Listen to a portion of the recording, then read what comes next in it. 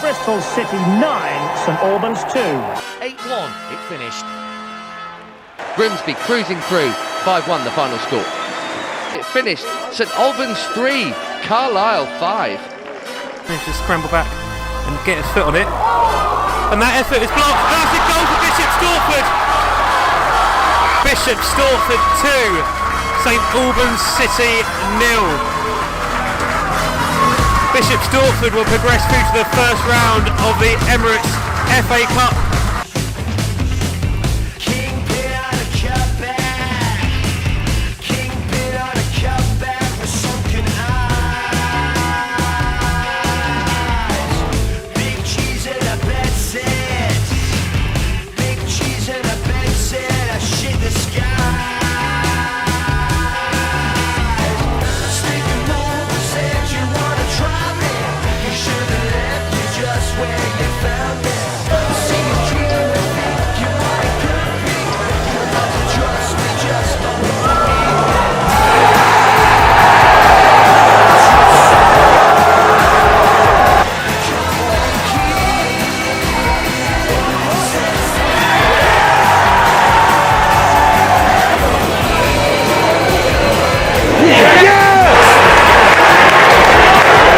On 54 minutes as the keeper made a hash of things.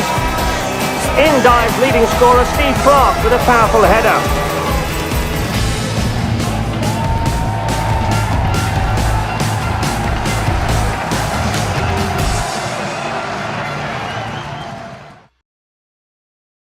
When we turned up there, we got off a coach. Yeah, I remember crowds, all the crowd down either side cheering us on as we were coming in. It was really nice, yeah. No, so on the actual match day, I think we just went to the Mermaid beforehand, my memory serves me right. You could tell as you were walking up sort of pubs in town just how busy everywhere was. You could tell it was going to be a big crowd, because I think it was announced as a sellout before the game, wasn't it? So it's the first time I've ever had a sellout down here. I think we definitely wanted to look at this game as just another game on a good run that we were on. Obviously it felt a bit different, there was a lot of buzz around it, there was a TV crews here and stuff like that, so yeah, it felt a bit different, but that just creates excitement and a bit of nerves, which is good. There is a little bit of pressure when the cameras are there and you're playing a team from the Football League, and you know, it means so much to the community in the club, and you just want to do everyone proud and you want to be remembered for doing something that you don't get to do every day. It was easy for me to manage that day. I didn't have to motivate the players. You know, the pressure that I felt was the Concord games, the Met Police games and the Corinthian Casual games, because you got to make players aware of their jobs and make sure they're up for the game. I don't think there was any pressure on us. I think that was kind of a positive, that the gap was kind of seen as being so big that there was no pressure on us to win. And we took it as another game. I don't think we thought too deeply into it because we knew we had to be at 100%. So there wasn't any room for doubting. It wasn't my first time on TV. Obviously, as a club, we'd been the year before Bishop Stortford away, I think it was. I didn't play, I was injured the week before. And then at Hitchin, I'd been on TV as well in the first round. So it wasn't the first time, and the experience definitely helped. But yeah, obviously still get a bit nervous. I didn't realise that I actually managed to walk in just as the presenter was doing his piece to camera at the very beginning of the game. And I hadn't realised he was doing it, and I think Aaron, along with Aaron, I think I jump on his back or he jumps on my back, and we were just behind him. And then I didn't realise then it was actually live. So then all of a sudden I'm getting bombarded with text messages saying, "I've just seen you on BBC Two." In a non-league ground where everything is so tight, yeah, it was really weird just to see like famous or like ex-pros just standing on the side of the pitch, commentating on us. Well, to be fair, I didn't actually see a lot of the pitch side punditry and all that kind of thing until afterwards, when sort of got dragged over to go and speak to them. It was more the cameras and the floodlights and that kind of thing that you were obviously visibly able to see, and obviously because there was cameras in our changing room, I think it was quite hard to miss. What did the manager say before the game and before walking out onto the pitch? Just to express yourselves and enjoy it. Ian was really keen on that, obviously with discipline and doing your job properly. So the kind of team talk was to stick to what we've planned, and enjoy it.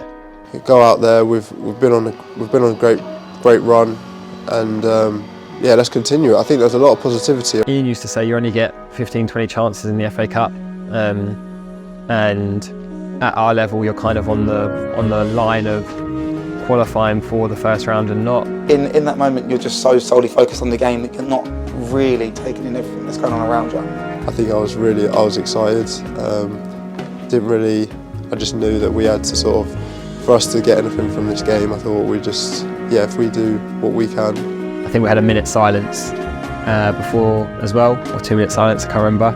I just remember afterwards, I can't remember who I was next to, but with your arms around someone, I think the whole time my hands were moving and just stroking someone's back, which was just nerves, energy. We were never disheartened when we went to goal down, or I think that showed in our response with getting a goal straight back. So yeah. Callum delivers. Oh, and it's poked in. Matty Stevens. The first thought was obviously, oh no. You know, you don't really want to fall behind in these games. You want something to hold on to. At the time, I remember thinking, I can't lose to Forest Green again. I think we definitely respected the fact that they were top of League Two. They're flying in their league. At the time, we were doing well in our league, but we definitely did put respect on them. We know they were good sides. Yeah, I mean, we're obviously quite nervous at the start, but we certainly got back into it a little bit. But at that point, I was definitely thinking, yeah, this could be another whitewash.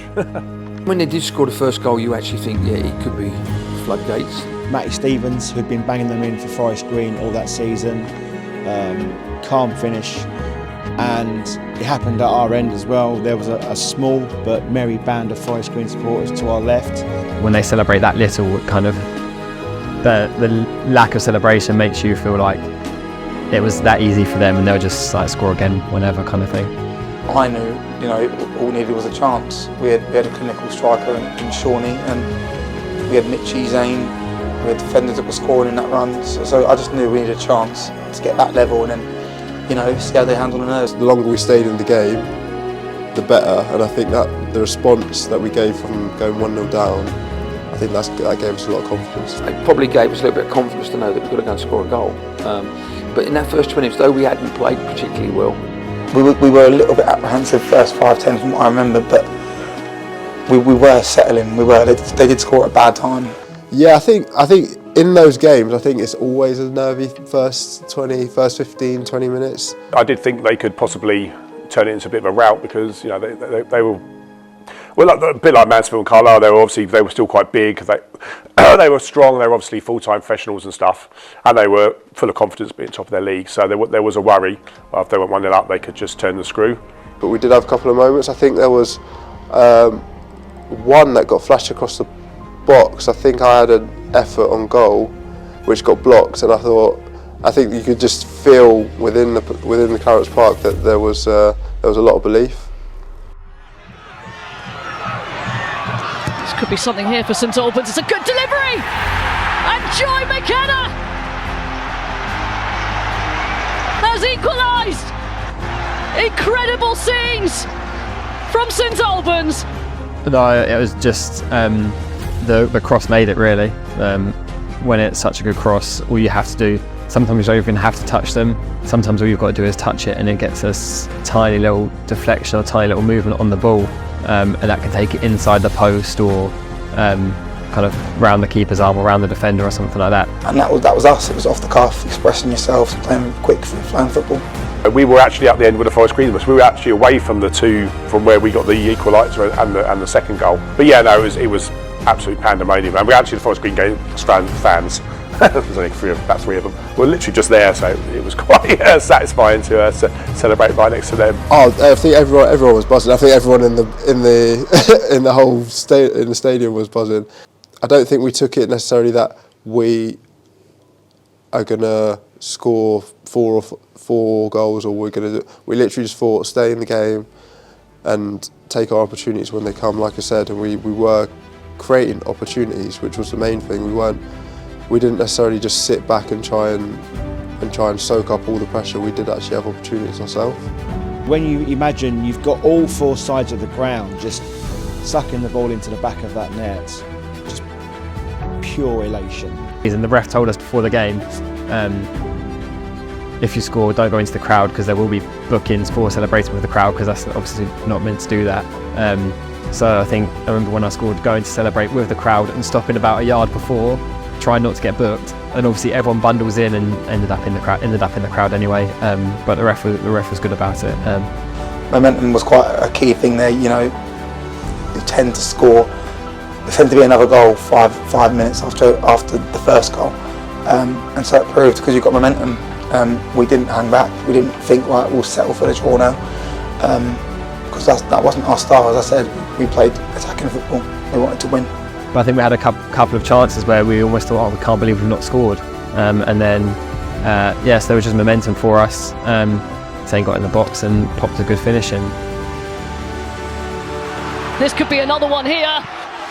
Oh, how about that? They've turned it around. Zane Banton.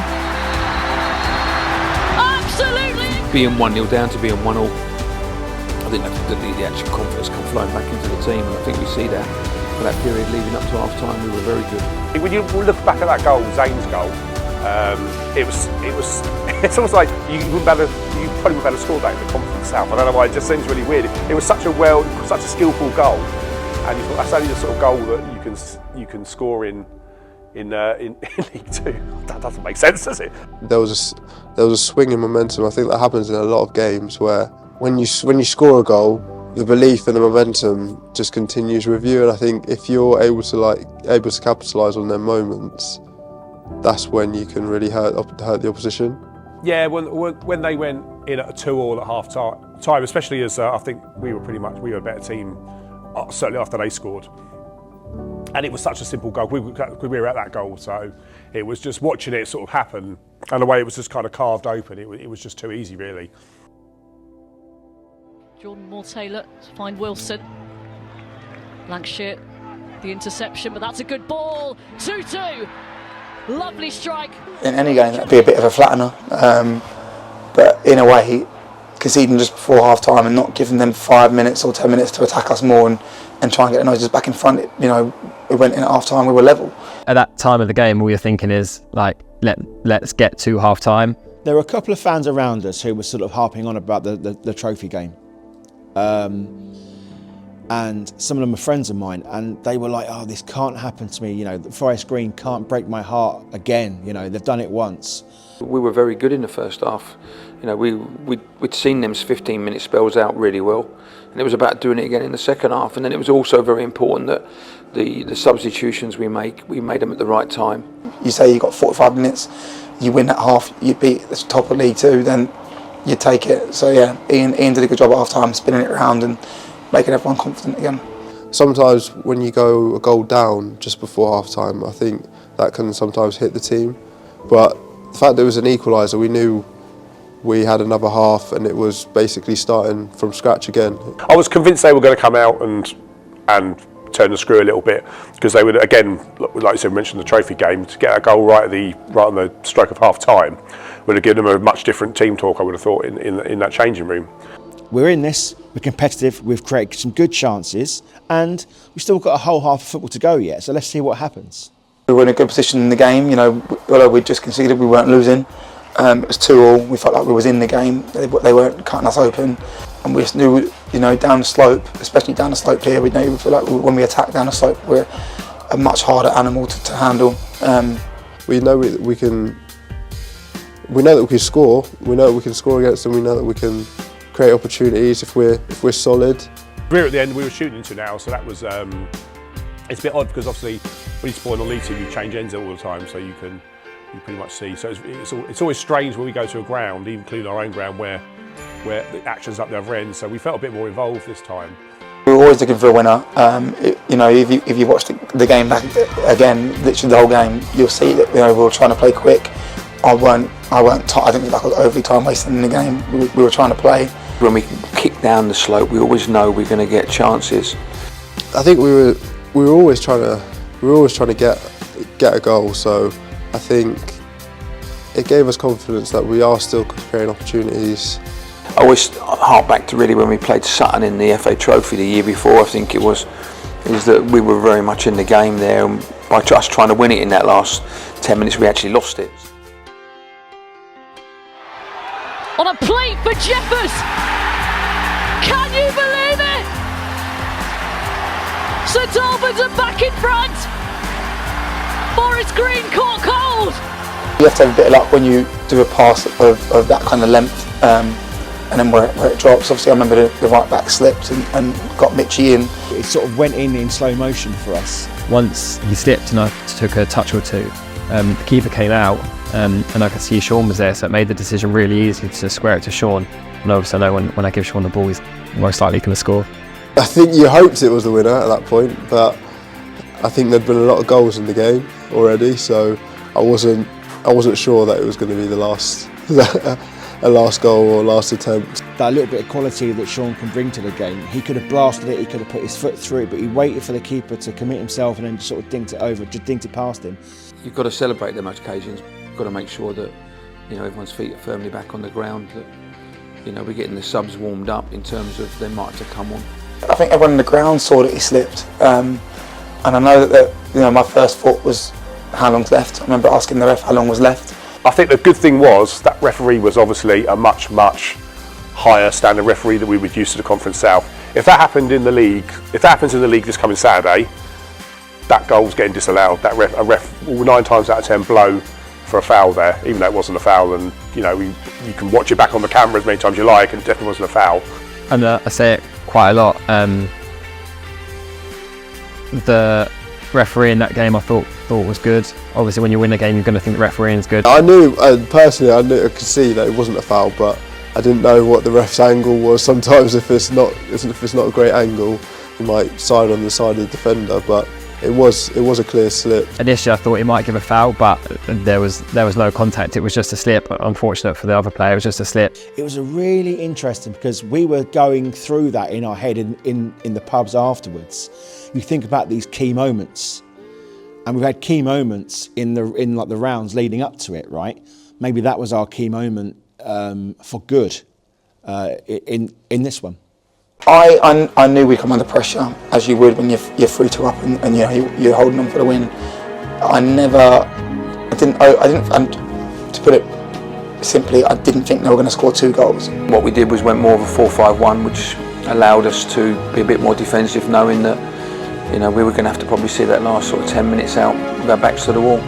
It's kind of strange, wasn't it? It's like if you probably would, you might have taken a draw before the match, wouldn't you? But I think after going 3-2 up, you'd probably be disappointed with a draw at that point. I think there was a couple of moments where it was a bit nervy in terms of they might get a goal back. Yeah, I think as you get towards the final minutes, you know, you can see the crowd starting to get up for it. You know, people are looking at how long it's going to go up in terms of the referee, what he's going to add on. I thought they were poor, actually. I thought they tailed off in the second half. I expected more, and you obviously don't get to become runaway leaders of a Football League division if you're a poor side. I thought at the most they'd get one and we'd have to go to there on a Tuesday, but you know, with 15 minutes left, the main thought in my head was just don't concede 15 minutes and we've won the game. The one thing I would say about that game, all the big players turned up, you know, because sometimes the occasion can get to them. Everyone remembers the big Dave's tackle. I mean, unbelievable. Yeah, to be fair, that felt like the last big chance for them. Even Dave, brilliant tackle, come out of nowhere. He had no right to get there. I mean, the fella is 10'4", but he's not the fastest. That was a point where it started to feel like, yeah, this is going to be our day. Like, yeah, it was. I think it was quite a fluke to get in, and I think the pass was played into someone who missed it. One of their players missed it, and it luckily ran through, and one of their players ran onto it. And then Dave, that phase of play. So Dave made a great block, and I think it came out to someone, and they had a shot, and then we won a free kick, and that was kind of like, for like breathe. We can take our time with the free kick. They've had their kind of big chances. We're going to hold on. This is going to go our way. I think when those moments go your way, you do have a little bit of belief that this could be our night. I remember the first people there were my friends from home. My mate Lucas jumped on me, and there's so many people around, you're kind of startled. I remember lots of people jumping on my back, but the first thing I wanted to do was show respect to Forest Green and to Rob Edwards, because I felt he'd been class the whole time he was there. My family stayed off the pitch, so I went and saw them whilst everyone else was on the pitch, and yeah, really good memories. I think leading up to that, with all those games that we'd played, it was kind of worth it. It was worth it with those sort of last minute. I think Dave DeHicho again scored in a previous round last minute to keep us in it, and I think that leading up to it all gave us belief that it's not done until the final whistle. So when that final whistle came, that was the relief. Yeah. I think the first person I saw, I think it was Sean, but then the fans were on the pitch and it was just a mob and completely kind of enclosed by all the fans celebrating. You knew that everyone would be talking about it tomorrow. So I deliberately went out and looked at all the papers. I think I might have brought all the papers. The only time you ever get me by the Daily Mail. I always remember sitting in the dugout on one of the chairs and just sitting back and relaxing. And there was two supporters either side of me, like patting us on the back and saying well done. And we held strong. We defended well, and I think that did give us huge belief, or personally gave me belief that this could be our night. It's so close.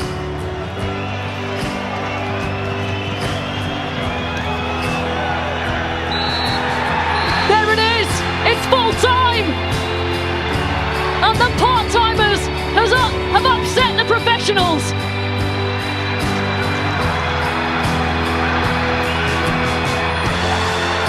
What an incredible night for St Albans City! Into the second round for the first time in 25 years. They have bridged the gap from non-league to League Two. An incredible performance of quality, resilience and pride. It was a mixture of feelings. It was obviously disappointing to lose in a game where we thought we could win. Obviously only a league above, so kind of closer in level to us than Forest Green.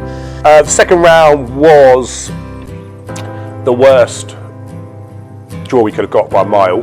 It was also a disappointing draw. Obviously you get to the second round, there's loads of big clubs we could have been drawn against. It's their record ever crowd it was, and it was one person over the crowd that was down here for Forest Green. Yeah, so it's just the guy at Boywood absolutely hates St Albans, he does. You've gone from that massive euphoria of emotion, and then you get someone who you have played twice a year for 10 years. It just wasn't to be. So yeah, pretty heartbreaking stuff that day. In games like that you spoke about, it's more for the volunteers who do years upon years of service for free for the football club, sweeping the changing room, selling the programmes, selling the tickets, cutting the lawn, painting. It's those sort of small things that make a non-league club what it is. Here's your round one headline. Cup magic alive and well. St Albans have beaten the leaders of League Two. It's a thriller. The Saints go marching on.